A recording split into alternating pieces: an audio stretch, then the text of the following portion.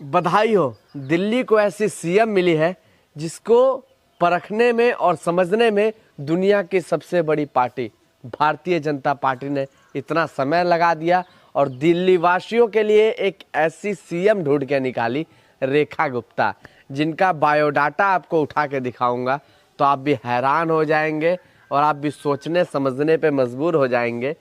क्या इतनी बेसब्री से, जितनी बेसब्री से रिजल्ट का इंतजार नहीं था, उतनी बेसब्री से दिल्ली वासियों को उनके मुख्यमंत्री का इंतजार था। क्या ऐसी मुख्यमंत्री दिल्ली वासियों को मिलनी चाहिए, या फिर इतनी शानदार मुख्यमंत्री जिनका अतीत अगर उठा के देख लिया जाए तो लोग कांप जाएंगे और सोचने समझने पे मजबूर हो जाएंगे। और इस समय एक बड़ी चर्चा में चेहरा चल रहा है, कहीं उससे तो इनकी कंपेयर नहीं करने लग जाएंगे। नमस्ते, मैं अश्विनी श्रीवास्तव, आप देख रहे हैं दी नेक्स्ट पोस्ट। वर्ल्ड की सबसे बड़ी पार्टी भारतीय जनता पार्टी, 5 तारीख को दिल्ली में विधानसभा का चुनाव होता है, 8 तारीख को रिजल्ट आता है। करारी हार आम आदमी पार्टी को देखने को मिलती है। इतनी कम सीट, जितनी कम सीट अरविंद केजरीवाल ने कभी सपने में नहीं सोची थी, और भारतीय जनता पार्टी दिल्ली विधानसभा चुनाव में बाजी मार ले जाती है। समय बीतता जाता है, लोग, दिल्ली वासी और पूरे भारत की नज़र दिल्ली यानी केंद्र पर बनी रहती है कि आखिरकार दिल्ली का सीएम कौन बनेगा। समय बीतता जाता है। 19 तारीख को एक महिला का नाम लोगों के सामने आता है, जो कि भारतीय जनता पार्टी कहती है हम इनको सीएम बनाएंगे। वो होती है रेखा गुप्ता। अब 20 तारीख को शपथ लेती हैं अपनी छोटी सी कैबिनेट के साथ।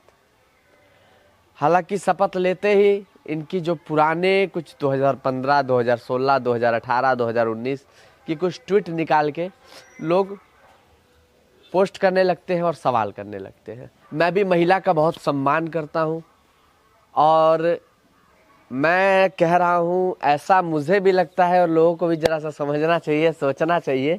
इसलिए कह रहा हूं क्योंकि कभी रेखा गुप्ता मैंने सपने में नहीं सोचा होगा कि मैं विधायक से सीधा मुख्यमंत्री बन जाऊंगी। और ये अगर उन्होंने सोचा होता तो 2015, 2016 और 2019 में इस तरीके की ट्वीट उन्होंने नहीं की थी।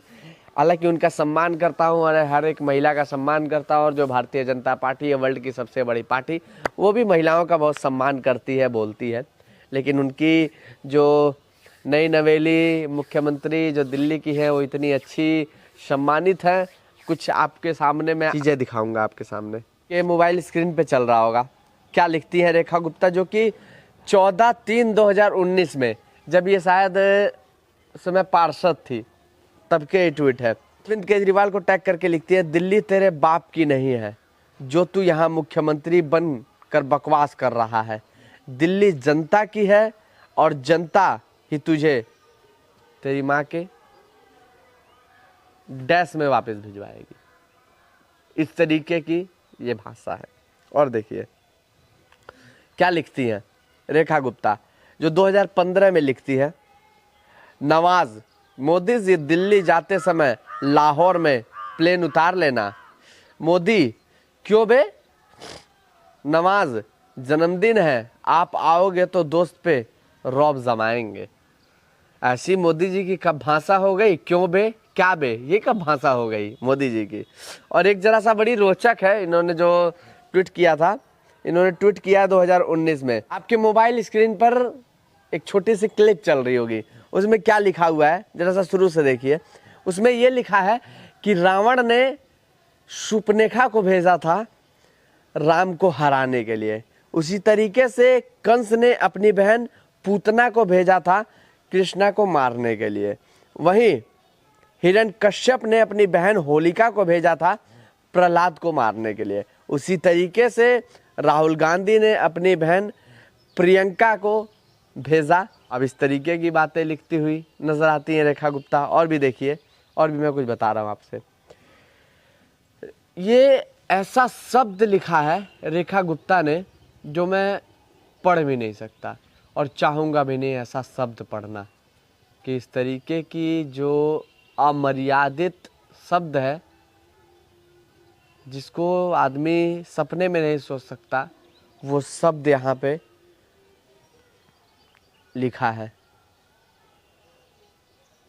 अब एक और मैं आपके सामने एक और पढ़ता हूँ जो 2016 में लिखा है। गर्व है मोदी तेरी हार पर भी, तू भले ही चीन से हारा पर करोड़ों राष्ट्र प्रेमियों का दिल जीत गया, सीना ठोक के बोलो मोदी हम तुम्हारे साथ हैं। मेरे को ये नहीं समझ में आ रहा है 2016 झूमते झूमते उस समय मोदी जी को प्रधानमंत्री बने हुए 2 ही साल हुआ होगा, क्योंकि 2014 में प्रधानमंत्री बने थे और ये ट्वीट 2016 का है।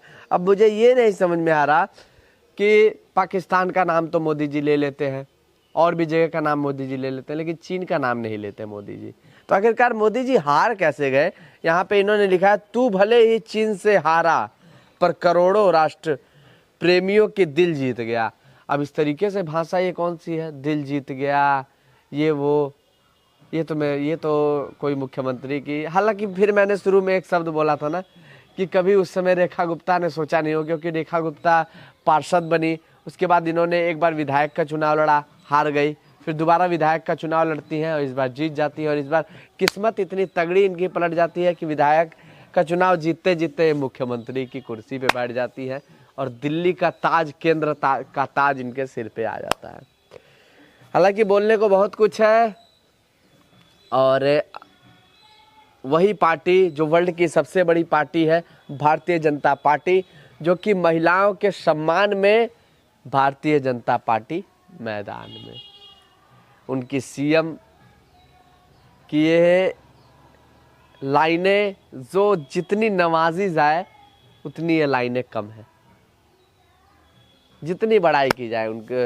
ये जो इन्होंने ट्वीट किया, हालांकि जब ये मुख्यमंत्री बनी तो इनकी टीम के लोगों ने खोज के, ढूंढ के, खोद के इन सब ट्वीट को डिलीट करने लगे। हालांकि कुछ लोगों ने स्क्रीनशॉट लेके ट्विटर पे रखा था और ट्विटर पे चलाने लगे। हालांकि आपकी क्या राय है? और फिर कहूँगा बधाई हो दिल्ली वासियों को, बधाई हो जिस सीएम को चुनने में भारतीय जनता पार्टी ने इतना टाइम लगा दिया और इतनी अच्छी और शानदार सीएम ढूंढ के निकाली आपके लिए। सोचिए दिल्ली का विकास कितना अच्छा होगा जब इस तरीके से इतनी अच्छी भाषाओं से नवाजने वाली सीएम आपको मिले हैं। आपकी क्या राय है? कमेंट सेक्शन में ज़रूर बताइएगा। बाकी अगर किसी चाटुकार को अगर मिर्ची लगी हो थोड़ी सी, तो तुम्हारा जो मर्जी कहना हो तुम कह सकते हो, क्योंकि ये भारत है, संविधान ने सबको अधिकार दिया है बोलने का, सोचने का, समझने का। आप जो मर्जी कह सकते हैं। नमस्ते, मैं अश्विनी श्रीवास्तव, आप देख रहे थे दी नेक्स्ट पोस्ट।